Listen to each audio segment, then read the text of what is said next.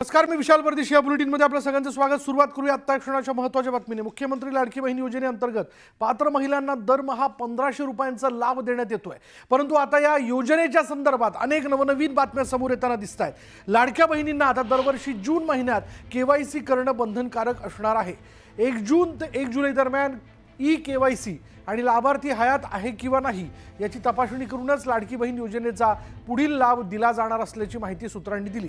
अन्य विविध योजनांच्या माध्यमातून लाभ घेणाऱ्या सर्व प्राप्तिकर विभागाकडे ज्या कुटुंबाचे 2.5 लाखापेक्षा अधिक उत्पन्न आहे अशा कुटुंबातील लाभार्थींना या योजनेतून वगळण्यात येणार आहे अशी माहिती मिळते.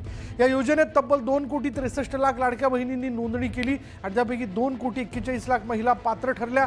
तर अजूनही 11 लाख अर्जांची छाननी प्रलंबित असून 11 लाख अर्जांची आधारशी जोडणी प्रलंबित आहे. योजनेच्या निकषांचं उल्लंघन करत गैरफायदा घेतलेल्या 5 लाख बहिणींना सरकारने गेल्याच आठवड्यात अपात्र ठरवलं होतं आणि या योजनेवरील उधळपट्टीला लगाम घालण्यासाठी योजनेत काही सुधारणा करण्याचा निर्णय नुकत्याच झालेल्या मंत्रिमंडळ बैठकीत घेण्यात आल्याची माहिती सूत्रांनी दिली.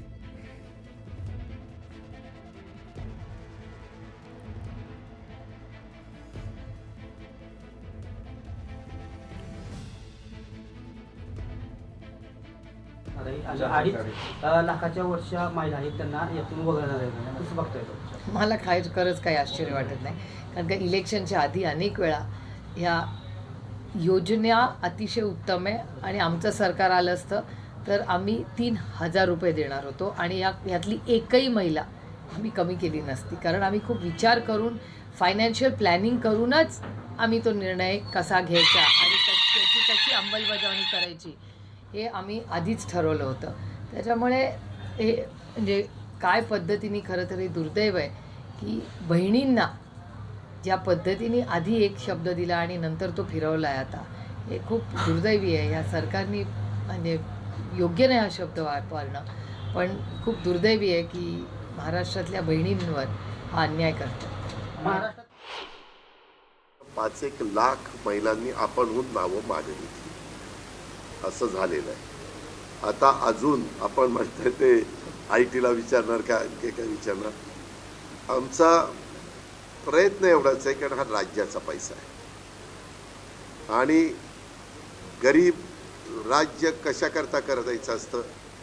गरिबांना गरिबीतनं बाहेर काढण्याच्या करता सगळ्यांनी समाधानाने राहावं, जगावं आणि आपला आपला प्रपंच करावा ह्या दृष्टिकोनातनं आणि तशा पद्धतीनं आमच्यामध्ये चर्चा चाललेली आहे.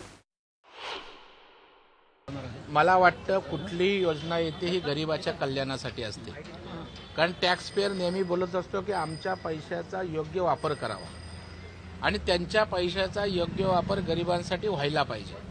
जर आता या योजनेमध्ये निकषात न बसणारी लोक जे सुस्थितीत आहेत ते येत असतील तर शेवटी टॅक्स पेयरच्या पैशाची काळजी घेतोय